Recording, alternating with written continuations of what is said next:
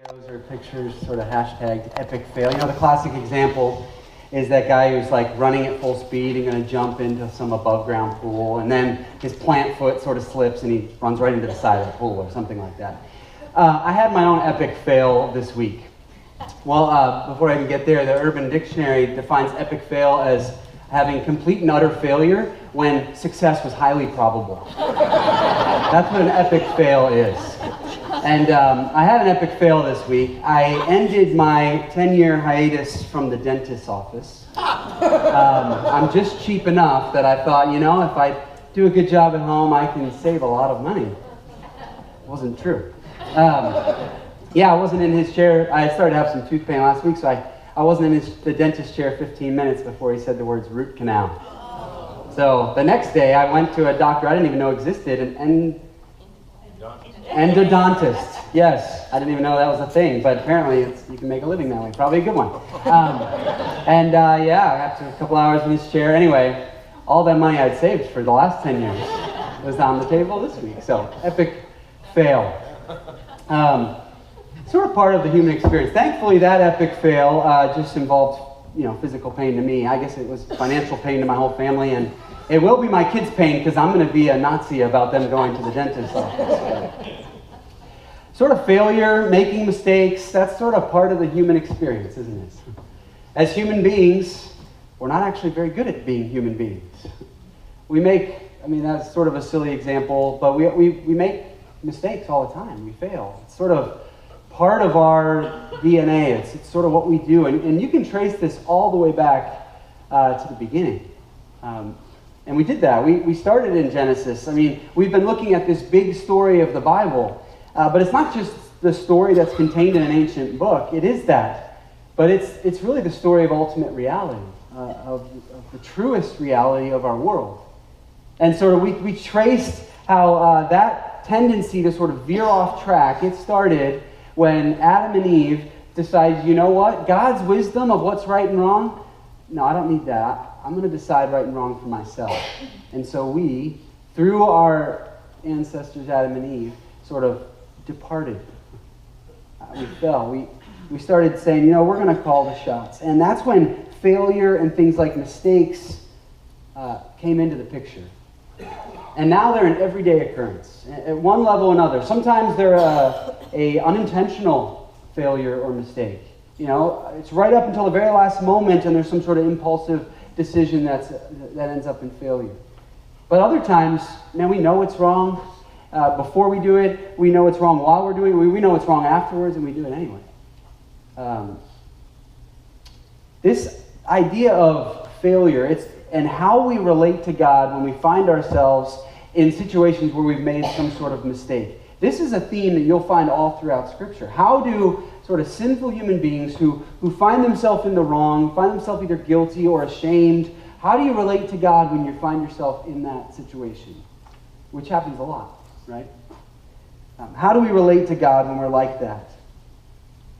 And what we see, especially in the book of Psalms, where we're going to be this morning, is that God's people relate to God through the language of confession. Now let's just do a little word association for a second. When you hear the word confession, do you think a happy face or a sad face? It doesn't have the best of connotations to us. Maybe we think of things like guilt or remorse or shame or something like that. But this morning we're going to look at one of David's prayers of confession. And I think he would tell us that we have it all wrong. Because in his prayer of confession, he ends by rejoicing. He ends with more confidence in God than he had at the beginning. He ends with more joy and more hope. So I think David would say confession is a beautiful thing. And so what if, when we go through situations of failure and mistake, what if we could emerge from the other side with more confidence in God and more hope and more joy in our lives? So we're going to be in Psalm 32 this morning. If you would, open up with me there. It's going to be sort of our template of what confession looks like. And this originally was one of David's prayers of confession, but it became sort of the prayer that God's people learned to pray when they found themselves in these situations. The book of Psalms teaches us how to pray in lots of different life situations. And the one we're going to look at this morning is when you find yourself in a situation of failure, having made some sort of mistake. So Psalm 32, here's the questions that are going to kind of come up as we go through this prayer, is why is confession needed at all? What does genuine confession look like? What does the counterfeit look like? And how is forgiveness even possible? So those are some of the things that we'll kind of hit as we get into this. But let's start in verse 1. Now notice the very first word in this psalm. What is it? Now it's funny. You realize some of you said blessed and some of you said blessed. This has absolutely nothing to do with anything, except I think it's really funny that there are some religious words that we say multiple different ways. Like you'd never say, oh, I had a blessed day today. Like we don't talk like that, but when we're reading scripture, sometimes we say blessed. But it's not right or wrong. It's just interesting, I think. Now this word is almost completely stripped of its meaning, isn't it? I mean, it's almost like it's trite, it's benign, it's just this religious word, blessed. But this is actually a really powerful concept that we have in our heads. We just don't usually associate it with this word.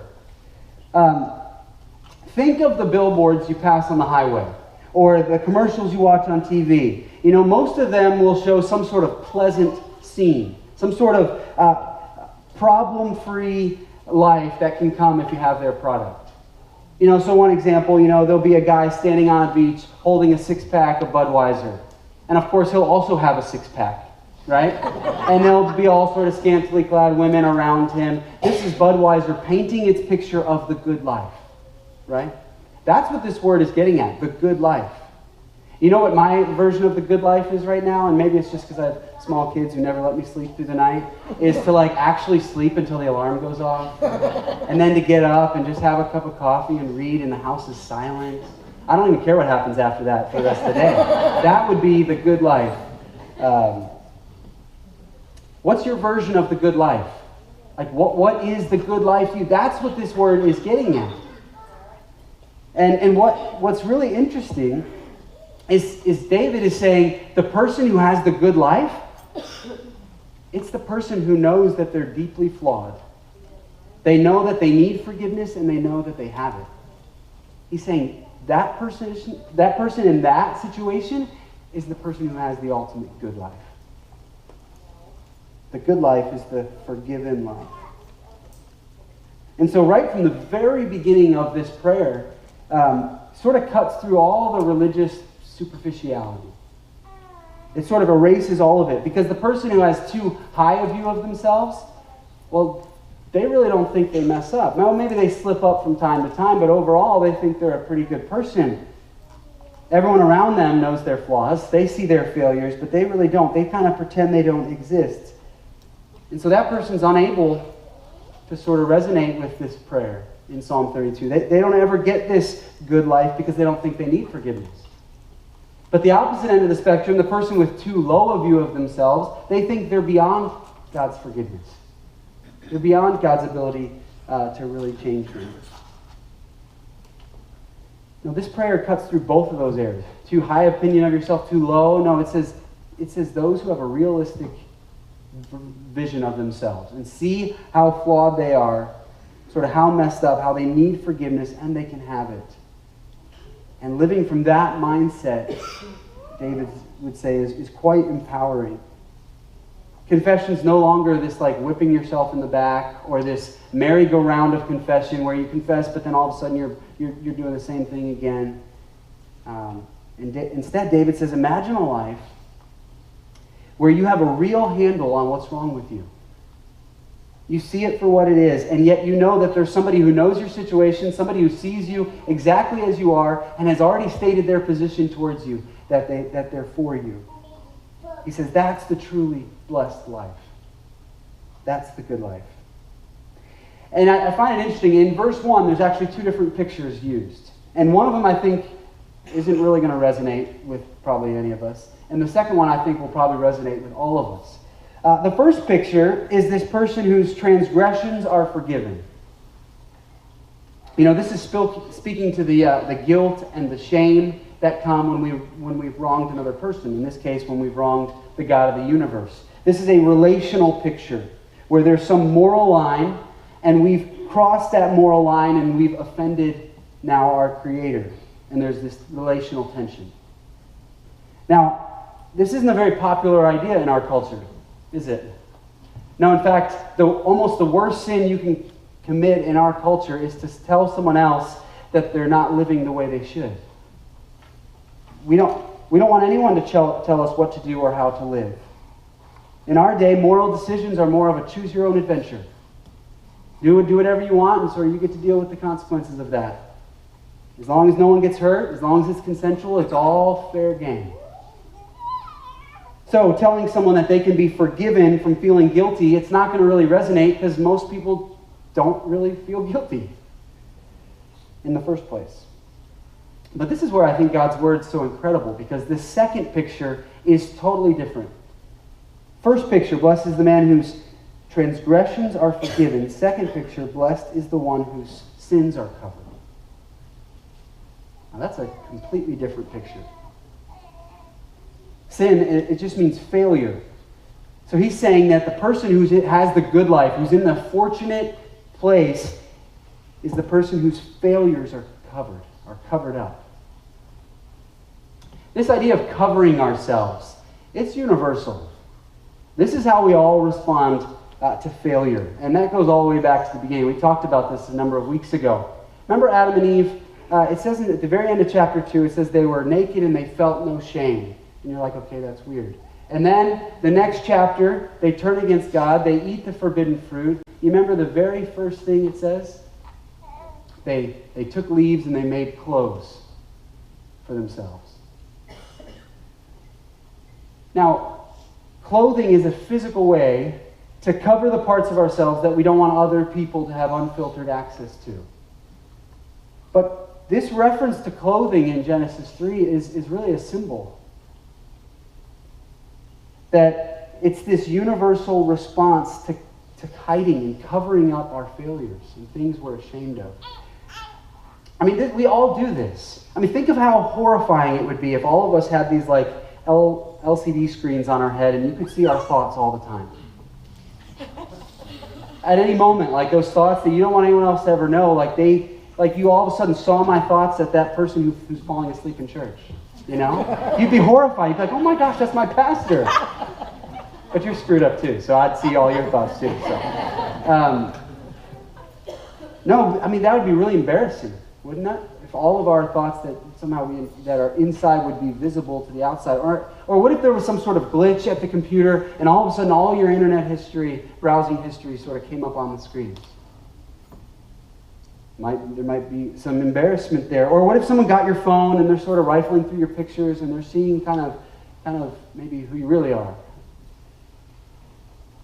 We all say things and we do things that we're ashamed of. And we actually spend a good amount of the day trying to cover ourselves. It's universal. It's why we sort of maybe dress the way we do or present ourselves the way we do. We're consciously and subconsciously trying to control other people's perception of us. If other people really knew what's going on in those sort of covered places, we'd be ashamed. We'd be embarrassed. And so I love how this prayer begins. It says, how fortunate is that life situation where you know your secrets, where you know those covered areas that you don't want anyone else to see. And just imagine the freedom that comes from not having to live in secret anymore. The good life of knowing, I don't have to cover up, that there's at least one other being in the universe, my Creator, who knows me fully, and I don't have to hide from Him. Now that would be something. That truly would be this blessed life. And so that's what this prayer is about. So whether it's that first picture and we're aware that we've sort of offended God and we're guilty, whether we feel that or not, or whether we just feel, there's things that in no way I want anyone else to know about. Whichever of those two resonates with you, this prayer helps us know the way forward. And it's this language of confession, learning how to confess. We need to confess. Because if we don't, look what happens, verse 3, if we don't confess. Verse 3, when I kept silent, my bones wasted away through my groaning all day long. For day and night your hand was heavy on me. My strength was sapped as in the heat of summer. And my guess is we've all been here before. When we did something, we made a decision either in the past or maybe in the present, and we knew it was wrong, but we did it anyway, and we sort of just bottled it all up inside, and it just started eating away at you.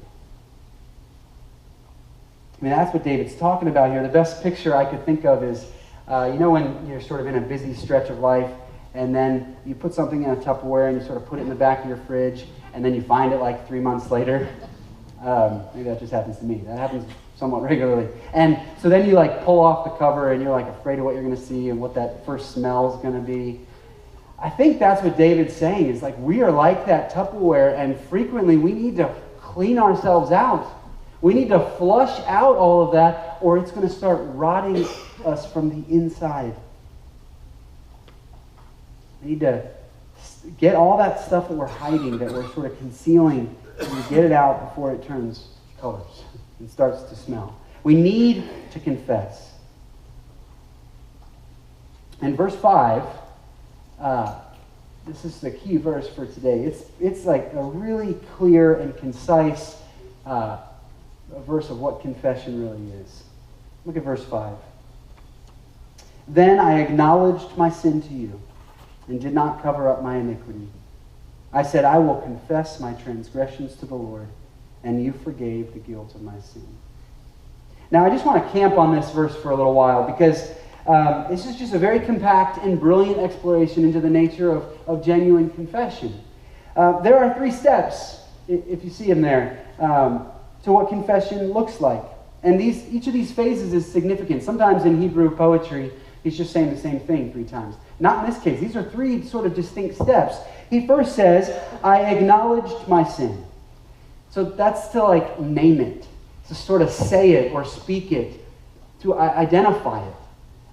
That's the all-important first step. But then the next step, he says, I didn't cover it up. I don't cover it up. I own up to the fact that there is something I'm trying to hide. Because I'm ashamed, because I feel guilty. I'm trying to hide it, but I'm rotting inside. And so I stop covering it. And then the last step is I will confess my transgressions. Now, to confess, it simply means to tell the truth. So you can see throughout Scripture that you can confess actually as an act of worship about who Jesus is, to tell the truth about who Jesus is. If you were here a number of weeks ago, we had a baptism service. And each person who came up to be baptized, they gave their confession of their faith. That they told the truth about who Jesus is and what he's meant to them. So to confess my transgressions really just means to tell the truth about who I am. To admit, to name it, to say it out loud, to stop covering it up, but then to tell the truth about what I've done and what that means. To name it, stop covering up, tell the truth. And the truth has a way of sort of illuminating the situation, cleaning us out, flushing out the Tupperware. Now, one of the other things I think that really helps us sort of understand all this is there's 3 different words for sin that show up in this verse. Interesting, if you look in the whole Hebrew Bible, there's only 3 words for sin, and they all show up in this verse. And so I just want to talk about some of the distinctions. The first is, I acknowledged my sin to you. This is the word chata'ah. It's one of those clear your throat words. And we've talked about this one a little bit earlier. It just means to fail. And it can mean moral failure, but it can also just mean any sort of failure. There's an interesting story in the book of Judges where it's talking about how the tribe of Benjamin was really good slingshot throwers. It's sort of a random little story. But it says that these people from the tribe of Benjamin, they could throw a stone and never chata'ah, never sin, never fail. So it doesn't always mean moral failure. It can sometimes mean just any sort of failure. But what this word gets at is that we as human beings sort of have a purpose. And yet when we don't live sort of according to our purpose, when we live with sort of a orientation, or when we just look out for our own needs, that's a failed human being. That's chata'ah. And so we sort of name those failures. We sort of identify them. But then it says, I don't cover up my iniquity. And this is the word avon, or avon. And this is more of a picture of a journey. That like there's a path of life, the good path, the right path. And avon is when you sort of veer off into another path. You sort of find yourself on the wrong road. But rather than sort of covering up the fact that you're on the wrong road, no, you don't. You just sort of admit that you're on the wrong path. You sort of stop playing the game, like the cover-up game. So we name our failures, we admit that we've chosen the wrong path, and the last is, I'll confess my transgressions. This is the word pesha. Pesha is when there's a line and you know where that line is. It's that line between right and wrong, and even though you know where it is, you sort of cross it anyway. That's pesha. It's this sort of outright, open rebellion. And so you sort of tell the truth about your rebellion. You tell the truth that, I'm on the wrong side of the line. That's what this third step is. And so David, he uses the entire vocabulary that he knows to get all of his sin out there, to get it sort of on the table. And then the last line is just incredible. He says, I'll confess my transgressions to the Lord, and you thought about whether or not you'd forgive me. Then you deliberated on whether or not I was worthy of forgiveness. No, he just says, and you forgave. The tone of confidence throughout this psalm is really remarkable. He knows he has God's forgiveness. We'll come back to that. But look at the results that come in verse 6 and 7. After going through this confession, look at what it does to David. It says, therefore, let all the faithful pray to you while you may be found. Surely the rising of mighty waters will not reach them. You are my hiding place. You will protect me from trouble and surround me with songs of deliverance. See how confident he is? He's not confident in himself. He's confident in the one in whom he's hiding. He's certainly not confident in himself. He knows he's the one who's committed chata'ah and avon and pesha. No, he's confident in the one who's moved toward him in this act of forgiveness. And so true, genuine confession, in this experience of forgiveness, it leads to this joy in God. I mean, that's the real thing. That's why he says this is the good life. Now, why is it that for many of us, confession doesn't feel like this? That confession doesn't seem to lead to this sort of confidence and abundance of joy. And I think that's what David's going to answer next, is that there's sort of a counterfeit kind of confession. Look at verse 8 and 9. Actually, let's just read 8 to the end. He says, I will instruct you and teach you in the way you should go. I will counsel you with my loving eye on you. Do not be like the horse or the mule, which have no understanding, but must be controlled by bit and bridle, or they will not come to you. Many are the woes of the wicked, but the Lord's unfailing love surrounds the one who trusts in him. Rejoice in the Lord and be glad, you righteous. Sing, all you who are upright in heart. Now, David seems to be saying that there's two different paths of confession. There's a path of confession that leads to the road of the wicked, and there's a path of confession that leads to this joy and this confidence and this good life. There's the genuine confession and the counterfeit. And that's where this part of the horse and the mule come in. And this is where the Bible is just amazing, right? You're talking about confession. You're talking about all, and then all of a sudden we're talking about a horse and a mule. And you're like, how did that just happen? David, he's given us a parable. He's telling a picture. He's giving us a picture. Now, I haven't spent much time around horses. And I do know that there are a few, smart horses from the movies, right? Like Black Stallion, right? He's a smart horse. But by and large, horses, and especially donkeys, are dumb animals. And that's sort of what he's getting at here. He's saying, don't be like dumb donkeys. So what's he talking about? The picture here is David sort of imagining himself riding a donkey, and he's going up sort of a switchback on a mountain, and the donkey keeps trying to pull to the left. But to the left, there's this edge, this cliff that goes down for hundreds of feet. So you're on this donkey, the donkey's trying to pull to the left, and so what do? You pull on the reins as hard as you can to the right. Now what's the donkey going to do? The donkey, because its head has just been jerked, because the reins are attached to a 4-inch piece of metal in its mouth that are digging into its jaws and into its gums, it's going to hurt. Because it's going to hurt, the donkey's going to move to the right. And I think that's David's point here, is don't be like dumb donkeys, and the only thing that brings about any sort of confession or any sort of change is pain. Is the negative consequences, is the mess that you've created. If the mess is the only thing that's spurring on any sort of confession, well then as soon as the mess is cleaned up, pull into the left again. It's a counterfeit confession because it only really deals with the surface. It only really deals with the current sort of consequences that have come from a mistake. David would say true confession, genuine confession, goes so much deeper than that. It sort of scratches the surface to say, okay, that's the decision I made, but why did I make that decision? Why did I think that decision was going to lead to the good life when it didn't? And then confession sort of happens down at that level, and that's where there's more lasting change and there's joy. When we just deal with the surface, then we start playing games. And we think, oh, well, maybe I didn't experience the joy of forgiveness because I wasn't sorry enough in my confession. Or maybe I didn't say my confession the right way. And that's not it at all. The real basis for forgiveness doesn't have as much to do with how we confess.